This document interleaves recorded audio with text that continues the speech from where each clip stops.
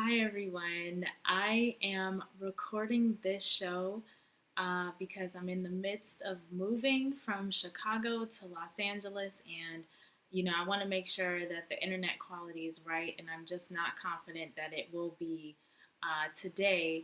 So, in real time live. So I'm recording this for you, and I have a great presentation put together for you. Today we are going to be talking about GMO, hybrid, organic. What is it?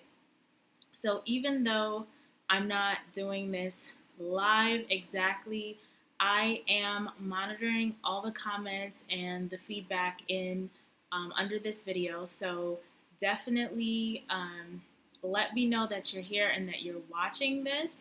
So like this, if you've been confused about what organic is, what GMO is, what hybrid foods are all about, a lot of people in the followers of Dr. Sebi, who's a well-known herbalist, or was. He's now passed on, but a lot of followers of him, talk a lot about hybrid food. So you may have heard that. So just give me a like if this topic is of interest to you. If you have been confused about these terms before. And I have a great freebie for you in the description. It's called Food Label Claims. Click on that and grab your Food Label Claims guide.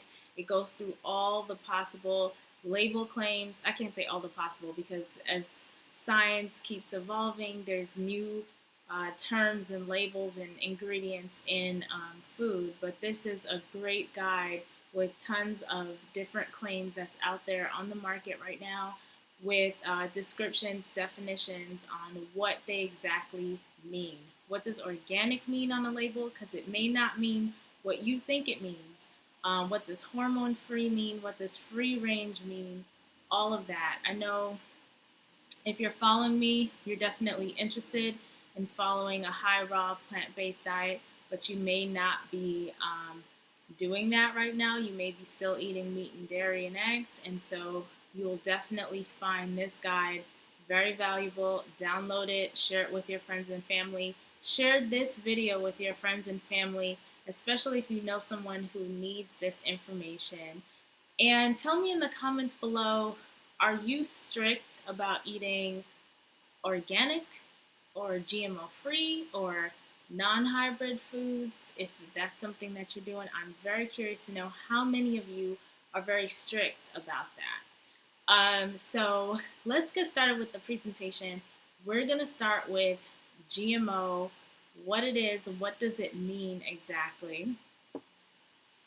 So let me just get set up here. Okay.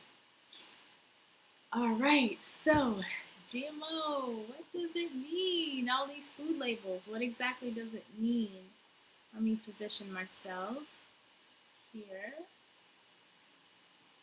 All right, so I'm going to read this for you and we're going to go through this. I found this great website, Albert's Organics, and I love the way that they explain this in their blog. They explain GMOs as genetic modification involves taking genes from one species and inserting them into another.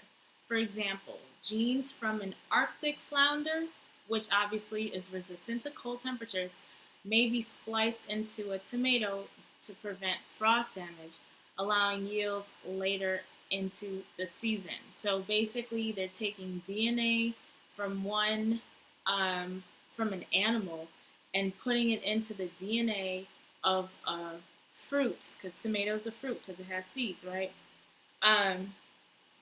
And so they're making it more resistant to cold temperatures by doing this DNA splicing. That's what genetic modification is. GMO stands for genetically modified organism. So they're actually manipulating the DNA. And there's some notes here from the non-gmo project.org. The non-gmo project.org is an organization that certifies products, food products, non-GMO verified. So you may seem see in the grocery store food products that's labeled non-GMO verified, and that's basically who's doing it is the non-GMO project. So let's see what they're saying on their website. I thought it was very interesting and worth mentioning. So they say, though there are only several GM crops that are widely available, they are commodity crops that often get further processed into a variety of ingredients. These high risk ingredients are typically present in packaged products. Okay, so these are the terms that you're going to see a lot: amino acids, alcohol, aspartame, ascorbic acid, sodium ascorbate, it goes on and on, ethanol, natural flavorings, and artificial flavorings. So when you see that, that is a genetically modified organism. High fructose corn syrup, we're all aware of this one. Hydrolyzed vegetable protein, lactic acid, maltodextrin. Maltodextrin isn't even in some healthy supplements, so definitely read those. Read the label, turn it around, look at the nutrition facts, look at the ingredients. Maltodextrin's in there. It's a genetically modified product. Okay. Let's see. Monosodium glutamate, also known as MSG. We know that that's a GMO product. TVP, textured vegetable protein. Many vegans are eating this, okay? Just be mindful, it is GMO. Xanthan gum, which is in a lot of products for to preserve it to have a longer shelf life. That is GMO. So non-GMO project standard considers animal-derived products such as meat, dairy, eggs, and honey to be high risk due to the prevalence of GMOs in animal feed. I'm surprised they actually added honey on here, so that's something to be mindful of. We're going to talk about organic later, but just so you know, if it's certified USDA organic, it means it is not GMO. So if you buy organic honey, it's not, you don't have to worry that it's GMO. Cloned animals and their progeny are considered to be GMOs under the standards, as are the products of synthetic biology. Which, yes, y'all, when you read something like this, it's like, what? Cloned animals? Yes. That's what we're eating, okay? That's what the American people are eating. And if you want to know more about this, about how crazy the food world gets, read Animal Factory by David Kirby. It will open up your mind to what's happening in agriculture, especially if you live in the Midwest. It talks about Midwest agriculture, the start of mad cow disease, what caused that. I'm 30 years old, so if you're at least my age, you must remember mad cow disease that was going on, and like back in the early 2000s or something like that, I think it was. So yes, definitely read that. We are eating cloned animals. And so, so because the animals are being fed GMO animal feed, anything that comes from them is a GMO product. All right, and so I definitely encourage you to check out their website. Let me move myself to the side over here.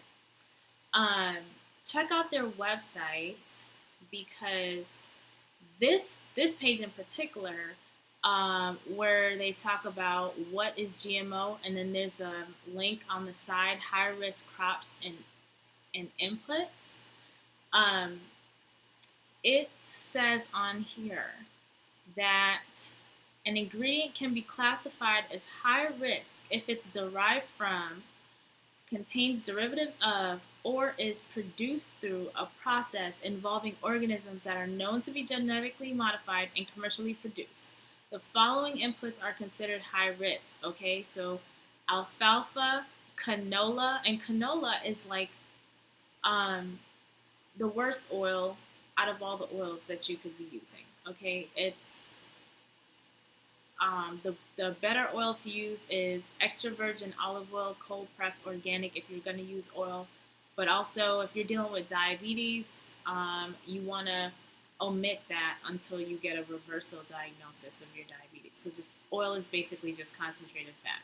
Then you have corn, which is a high risk genetically modified crop. You have papaya. Getting organic papaya in this country is extremely difficult. It's very rare to even see it available in the stores. And soy, which is why I stay away from soy, because you see it's a high risk GMO crop. The majority, I mean, if you're going to get soy, you really need to look for USDA organic certified seal. And then the animal derivatives, and I just want to mention here gelatin. So if you're vegan, you want to be mindful of pills, supplements that use gelatin capsules, because that's made from animal intestines, I believe. You want to look for vegetable capsules. And beyond that, if you're not vegan, it's GMO. So look for vegetable capsules. Let's see. Animal production inputs on that third line, RBGH, RBST. If you want to know what this is, download my freebie, Food Label Claims. It will explain exactly what this is. These are basically hormones, and they're GMO. To meet the non-GMO project standard, an ingredient derived from high-risk organism will need to test the results from the raw source material to prove it's a non-GMO. For example, in order to prove that soy lecithin meets the standard, the raw soy must be tested before it's processed into lecithin. So animal products, they repeat again that because the animal feed has GMO, then all the animal products then are GMO as well. And that's like if they're having, so we're going to talk about organic, but there's a standard for organic, so it's not like you can't find organic meat and dairy. It does exist. So yeah. So now on to organic now. Let's talk about organic. And I'm going to move myself up here. Organic. What does it mean? All organic agricultural farms and products must meet these guidelines, okay? They have to abstain from the application of prohibited materials, including synthetic fertilizers, but I must put an asterisk here. When you go to the USDA.gov website, right? So it's the United States Department of Agriculture that certifies or that gives the certification, right? There are some private companies that actually go out and inspect these farms and look through their paperwork and stuff and to facilitate the certification, but it's coming from the United States Department of Agriculture. They do allow a certain number of synthetic fertilizers, and they list out what those are on their website. So this is not like 100% no synthetic fertilizers. There are some that they do allow. So anyway, the organic farm cannot use pesticides. They can't use sludge. For 3 years prior to certification, and then continually throughout their organic license. So I just want to put a pause here about the organic license. So let's say you want to start an organic farm, because coming from California, right? Everyone's talking about organic, and it's like they don't doubt organic is the way to go, right? So of course, when I came on board, this is their and we're gonna talk about like with organic, they're utilizing some of the old traditional practices of having crop rotation and stuff like that, which makes the produce have more nutrient value. So you're not like depleting all the nutrients from the soil. You move it around. It helps the soil. It helps the food and all of that. So there's a whole science, and people have been doing this for centuries, right? So it makes sense. However, coming to the Midwest, people question. There's a questioning going on here of organic. Is it really good? They haven't really given us enough information to make us want to spend more money, a premium for organic produce.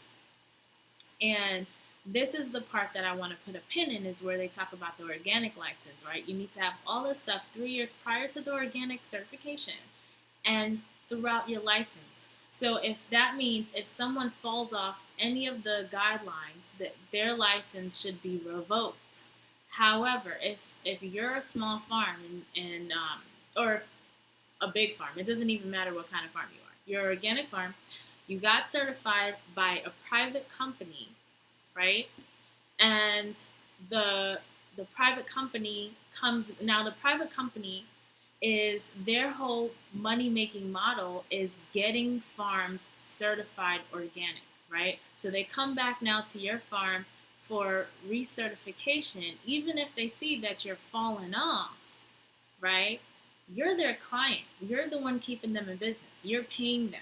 So why would they report you to the USA the U.S. Department of Agriculture and get your organic certification revoked? And I'm not saying that all the companies are, not playing by the rules and not operating in an ethical manner. What I'm saying is, because of the way the money is going, there is room there for um, people to not really follow the rules. You know what I'm saying?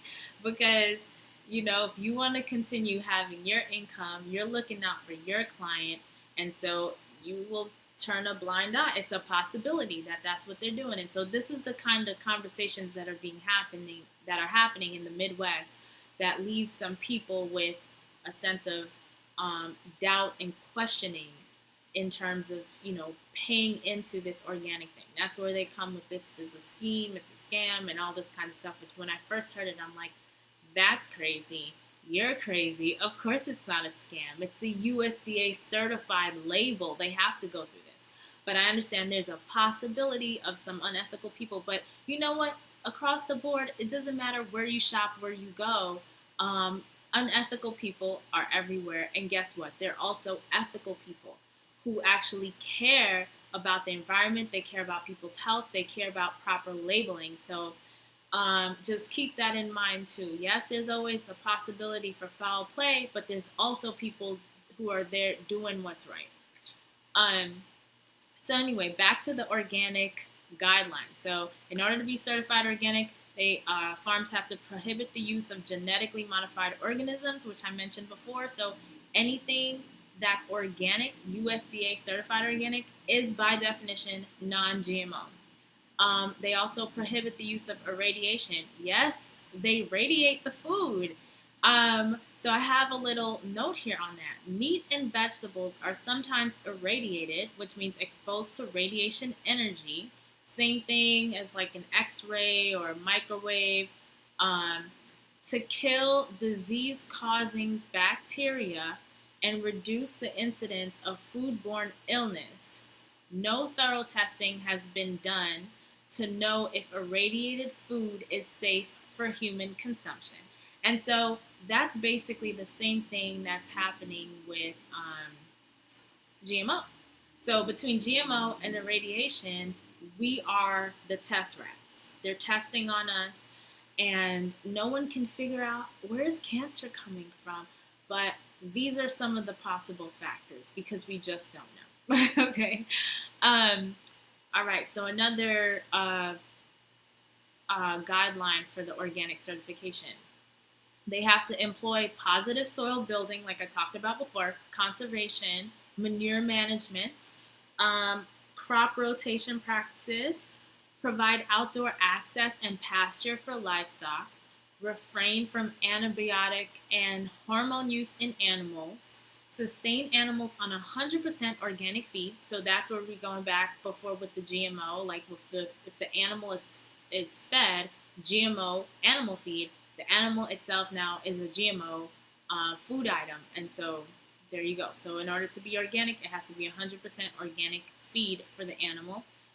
They have to avoid contamination during the processing of organic products, and keep records of all operations. Now, this is a big point right here we're about to go into. If a product contains the USDA organic seal, it means that 95 to 100% of its of its ingredients are organic. So this goes for packaged products, okay? So this whole block down here is packaged products, okay? If it's USDA organic seal, it doesn't mean it's 100%. It could be 95%. So they have that room. 95 to 100% of its ingredients are organic. So you get the USDA organic seal. on the front cover all throughout the box. Now, if the product has 70 to 95% organic ingredients, it can still advertise organic ingredients on the front of the package. And products with less than 70% organic ingredients can identify them on the side panel.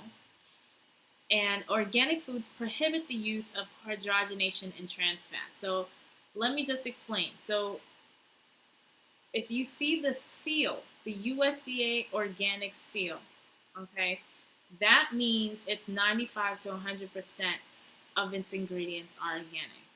If it just lists the ingredients are organic or that it's an organic product, then there's less, and they break down basically how much percentage and what they're allowed to do. Now, organic foods prohibit the use of hydrogenation. So what's hydrogenation? Hydrogenated oil is used by food manufacturers to help increase shelf life and save costs. Hydrogenation is a process in which a liquid unsaturated fat is turned into a solid fat by adding hydrogen. During this process, a type of fat called trans fat, which we've heard of before, is made. Hydrogenated oils can affect heart health because they increase bad cholesterol and lower good cholesterol. So, safe to say that if it's an organic food packaged product, then it does not have trans fats in it. All right. At this point, I want to open up for questions. I know it's not live, but I'm looking at the comments, so definitely put in your questions in the comments below, because I just think this is just a fascinating conversation. We are, kind of following a lot of these food labels and not really fully understanding what they mean. So it's really important to understand, what exactly these things mean when we're going shopping, know what we're picking up. And my computer's about to die, so let me just plug this in real quick. Alrighty, so let's move on to hybrid. I hope you can see this. So what are hybrids? Again, Albert's Organics. I love the way they put this. Hybrids are basically careful breeding of plants to yield desired results, such as small seeds or bigger fruits, which has been done since the dawn of agriculture. That's important to know. This is not, hybrid foods is not a new phenomenon. This has been happening since the beginning. Seedless oranges and seedless grapes, for example, are the result of cultivating naturally occurring seedless plants. The navel orange, for example, is descended from a seedless orange tree found on a plantation in Brazil in the 19th century. This tree was a mutation. That is, something in its genetic material had spontaneously changed, resulting in this unique plant. Orange growers propagated new trees from the original navel so that all the navel oranges available in the market today are descended from the Brazilian tree, and this is how plant breeding works. So this is just great, and that's my last slide, but I want to talk more about hybrid. So yeah, they're basically using natural things or natural methods because they're not really doing anything to make these navel oranges. It's a little different for all the different fruits, and I put a link on two very cool informative videos on seedless grapes and seedless watermelon, how exactly they come into being without seeds, okay? Because yes, they are hybrid. If it doesn't have a seed, it's a hybrid.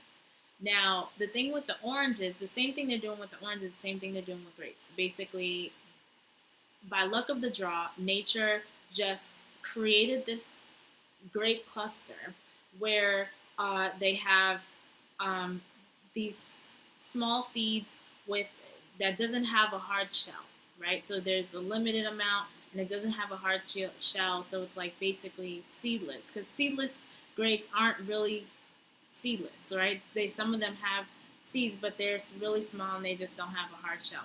But anyway, they take a shaving from that grape tree and they plant that in some fertilized soil that grows, and then those grapes don't have seeds. It's just like, you take a pit bull and a Pomeranian and you have them mate, and it naturally makes a mix. So it's kind of the same thing going on with the fruit. Now with watermelon, they basically do the same thing, but they're adding some kind of like chemical compound uh, to it that makes a watermelon with seeds, but that watermelon with seeds bears other watermelon with no seeds.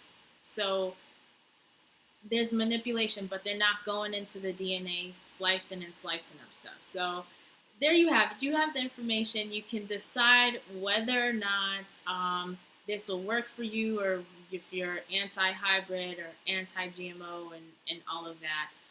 For me personally, there's just so many hybrid fruits on the market right now. There's very few fruits that are not hybrid. And because of that, I am not drawing like a line against hybrid fruits. I haven't heard of anything to make it dangerous. GMOs, I don't trust, because basically what they're doing with GMOs is the same thing they do with herbs to make pharmaceutical drugs. They pull out these compounds and they make a volatile compound, which is why the pharmaceutical drugs have all these side effects that herbs that do similar things do not have.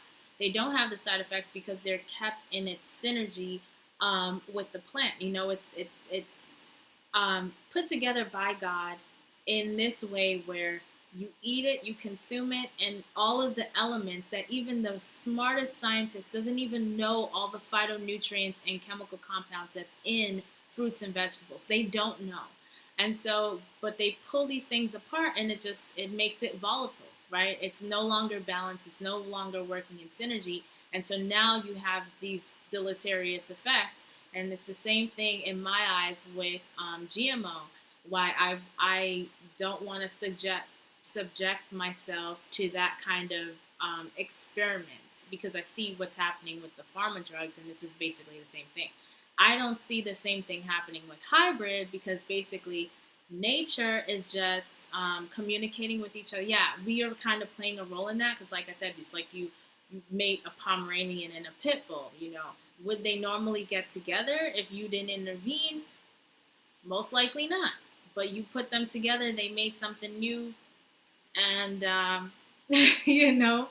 so it's a personal choice, and so you can be empowered with the knowledge and make the personal choices for you. Definitely watch these videos, because it's very interesting to see how these farmers are cultivating seedless stuff, and they're going beyond, because I did post on Instagram last month, I think it was June, when I went to New York.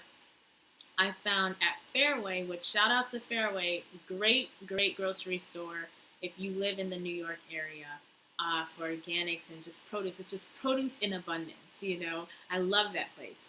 But we found there cotton candy grapes and sweet sapphire grapes, okay? And yes, these are both hybrid. The cotton candy grapes, I was talking about how much it smells like cotton candy and it tastes like cotton candy.